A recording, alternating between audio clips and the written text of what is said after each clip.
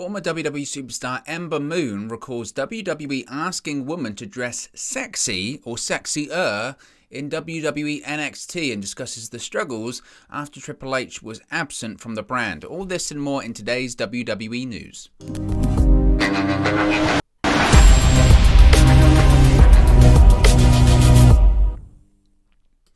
Hey guys, welcome back to Wrestling News 365. Hope everyone is doing very well, having a good Friday. As always, there are plenty of news stories to get into in the world of WWE. So let's talk about this story when it comes to the WWE NXT dressing room and talking about the female talent, because it's a story that I think has got a lot of people talking, and it's a story that is so in place in the mid-2000s. We know that WWE developmental in the mid-2000s, specifically when it comes to the women's wrestling, the women's wrestling has come so far and evolved so much that there is, I would not say they're where they should be. Still at this point, there's definitely not a parity in terms of pay and in terms of exposure, but we've got to a point now where females are main eventing WrestleMania. Females are some of the biggest stars in professional wrestling, certainly in the WWE. But it is a concern when you hear stories such as this when it comes to WWE's developmental system. Now, former WWE and NXT superstar Ember Moon was released by the company on November 4th, 2021, after appearing very infrequently, especially in her later months, on WWE's developmental brand NXT. Now, she now goes by the name of Athena. Of course, she'd previously been on NXT. She also then got caught up to the main roster, was on Raw, was on SmackDown. And she recently did an interview with Chris Van Vliet and went into more detail about how she was treated and her feelings around her last stint of her WWE tenure, specifically the final 4 months of her time in the company, and what she was being told were particularly challenging. Now, again, there are quite a few sort of quotes here, but it is quite interesting, shall we say, to say the least. So she said, quotes, "My last 4 months was just one of those moments where I wasn't having fun anymore. It started with Shotzi being gone and drafted. I remember thinking I was sitting at home and I got the phone call saying, hey, we don't want you to be upset, but Shotzi just got moved to SmackDown and she's debuting with Tegan Nox as a tag team. And I was sitting there getting this phone call about her being drafted. Oh my God, I'm so happy for her. Then the tag team thing popped up and I was like, but we're the tag team and we have the merch and we're doing fun things and we've just gotten in our groove to go together with the banter. And they were like, don't worry, we have something for you. Okay, cool. I remember going to Hunter and he was like, I have no clue what's happening. We'll figure it out together. Which again goes to show the environment, certainly in NXT that time, of all of these things were happening around Triple H and he had no clue, no clue whatsoever. Then she then follows up saying, me, Hunter, and the head writer at the time had come up with doing a heel turn with me because it was new and different. During this process, we wanted to do a losing streak. That was my thoughts. I see the new faces coming through, and part of my job at NXT was to help new talent on TV. I love this business so much that I didn't mind. Let me do a losing streak, let me get frustrated, and let me turn. This is a great idea. Then the first match happened, and I'm off TV for 4 weeks. Don't worry, we got this. Then Triple H disappeared.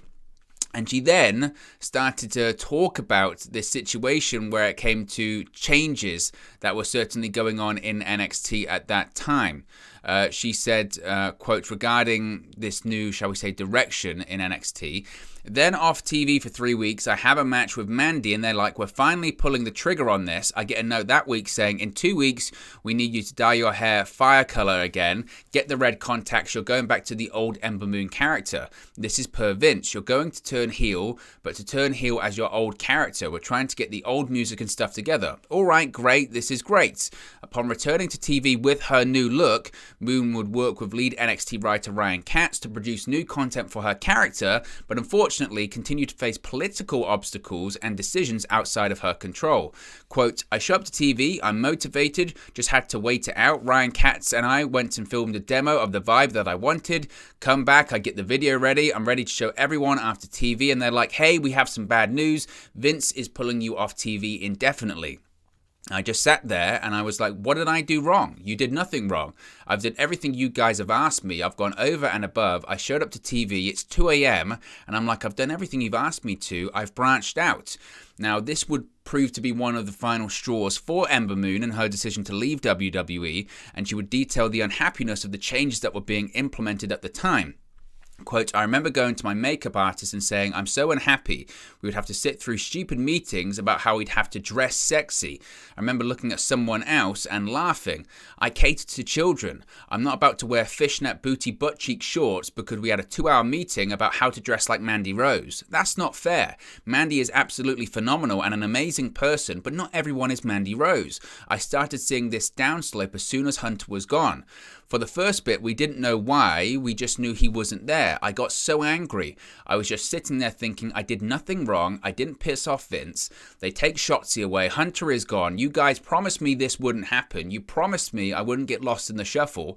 I went on this losing streak to help you guys out and build other talents so I could get a reward. She then said, then spoke about this, the dressing sexy part. And I mean, the rest of it is her just continuing to talk about those experiences. But the big thing that people are talking about is this meeting to dress sexy, if you will.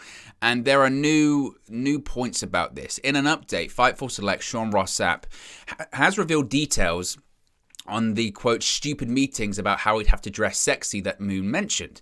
These talent meetings were held back in October of last year. Now, WWE reportedly brought in fashion expert Melanie Pace to conduct the meetings back in October 2021. Pace bills herself as an Orlando-based on-air style expert, a fashion stylist, and a virtual stylist. She also works out of other cities and serves as a wardrobe stylist and a personal shopper. Now, Pace actually took to Instagram and posted a few photos from the WWE Performance Center on October 18 last year and captioned it with, quote, quick trip back to Orlando, fashion talks with the best at NXT, which basically means that was when the meeting happened, October 18 most likely. Now, the meetings were reportedly held under the guise of, quote, fashion consulting and, quote, fashion aid as a way to play up the fact that the women on the NXT brand were larger-than-life superstars. It was noted by one NXT wrestler how this was a stark contrast from before, as people on the NXT roster were originally encouraged to wear either just their in-ring gear or an available merchandise shirt. Another talent noted how they were encouraged to dress similarly backstage and didn't outright say, quote, dressing sexier was spoken aloud, but it was implied. Several members of the roster expressed displeasure with the meetings and blamed them on WWE Talent Relations head John Laurinaitis as they started taking place when he regained power. The meetings were seen as one of the big changes following Triple H's departure when he took time off for his health last fall. While talent put the blame on Laurinaitis, it has not been confirmed if he came up with the meetings. It looks like the meetings were not mandatory, though, as numerous women reportedly refused to attend them. So, I mean, there's a lot there, and I understand that I've taken about 8 minutes to kind of get through that, but I think a lot of those quotes are worth saying, and I think a lot of those quotes are worth talking about. I think that's so disappointing. I think that's so disappointing from WWE because you've got some of the biggest female pro wrestling stars in the world right now in WWE. And I've said this several times. I think WWE, legitimately, I think they have the best women's division, certainly in North America. Maybe you can talk about other promotions around the world that are female-centric promotions, that's fine. But certainly in North America, I think the Knockouts division is strong in Impact Wrestling. But in terms of the stars that they have, WWE, it's far and above any women's division, in my opinion. Certainly in North America, probably the world. In terms of the stars that they have, whether it is Becky Lynch, whether it's Charlotte Flair, Sasha Banks, Ronda Rousey, Alexa Bliss, they're all big stars, massive stars in WWE, and women's wrestling has come so far in that company, and they do deserve credit for that, WWE. They've got females that are main eventing WrestleMania that are legitimate draws, that are legitimate merch draws as well, and sometimes, a lot of times over the course of the last couple of years, you would say the females are way bigger stars than the male stars are in WWE, maybe not for Roman Reigns, that's about it, but they've certainly got more big female stars than they've got male stars in WWE. So to go back to this old, out-of-date relic philosophy when it comes to female wrestling is so disappointing and so out of order, because I guarantee you, people like Becky Lynch, people like Sasha Banks, Charlotte Flair, Bayley, when they were in NXT, if if they got the meetings, and I'm sure when they first got there, they probably had those meetings because that was the mindset at the time. But if they were having those meetings about, hey, Charlotte Flair, you got to dress sexier on television. What? It's not about that. These guys became stars because they're great wrestlers and their personality shone through and they felt like stars. They can dress how they want. They can dress how if they want to just come out in their gear, just come out in their gear. If they don't want to, then they can do whatever they want. But I think it's such an outdated and antiquated viewpoint by WWE, if this is indeed true, and it looks like it is, and they can dress it up as, well, it was just fashion consulting and all that. Why do they even have to do that? Are they doing the same with the men? Because if you are going to do it with the female, you should do it the same with the men. And I doubt they are. I doubt they flew this fashion consultant in to do the same thing with the men. And it's out of order. Imagine telling that to Ronda Rousey. Oh, by the way, Ronda, you need to dress sexier on television. I wouldn't blame her if she left. That's not what women's wrestling is about. We've come so far. We've come way too far to be back in this kind of conversation. And you don't doubt that any of this is true because watch NXT on Tuesday. They're obviously trying to cater to that more adult audience. And I say adult audience, but there's a lot of innuendo and there's a lot of, you've seen it on that brand, right? And it's very disappointing. And look, I didn't, criticize WWE for going back to the old version of developmental. I can understand the philosophy. I can understand the logic and the mindset. I don't necessarily totally agree with it, but I can understand their perspective of it, and I don't have an issue with that. But when it comes to the female side of things, just because you've gone back to your old methods of developmental doesn't mean you have to go back in time to your treatment of the females. That's just wrong. And to be honest, this is a concern for me too, because watching WWE over the course of maybe the last 12 months or so, whilst this all has been going on, there have been points on Raw and SmackDown where this sort of stuff is starting to bleed back over, because you do look around on those rosters and say, look, when it comes to female stars, maybe you've got Bianca Belair and Rhea Ripley, but they're from the old NXT. When you look around on that main roster, you go, wow, if it's not for those 4 horsewomen of WWE, what new female stars are they really building? Where is the next big female star? You can argue Bianca Belair and Rhea Ripley, but they've been on the main roster for what? A year now? 18 months? Bianca Belair even longer? 2 years? And that would be my concern, because I look at, NXT right now, I go, where is the next big female star in NXT? What, Mandy Rose? She's been around for ages.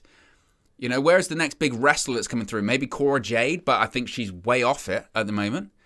So I think it's very disappointing. I really do. And I think that this is something that does need to be raised up. And Ember Moon's totally right. Mandy Rose, that's the gimmick. That's her character. But not everyone's like Mandy Rose. That's the point. That's the beauty of pro wrestling. That was the beauty of the old NXT, is how much it developed women's wrestling in WWE. We talk about the women's evolution and the women's revolution in WWE. That stemmed from NXT taking women's wrestling seriously and having them work in the main event and having them have great matches and great storylines. Not telling them, oh, you need to dress a little bit more provocative on TV. No. And it just feels wild that this is 2022 and this meeting was happening in 2021, but it's 2022 and this kind of discussion is happening. I think that's so disappointing from WWE. But anyway, guys, let me know your thoughts in the comment section below. Be sure to like and subscribe to Wrestle News 365, and I'll speak to you again very, very soon. Hey guys, thank you for watching, listening, streaming, or however you come across this video today. Be sure to click on the video on the right there to watch our next video, or click the bottom there to subscribe, or the bottom right hand corner. Thank you very much, and I'll speak to you again very soon.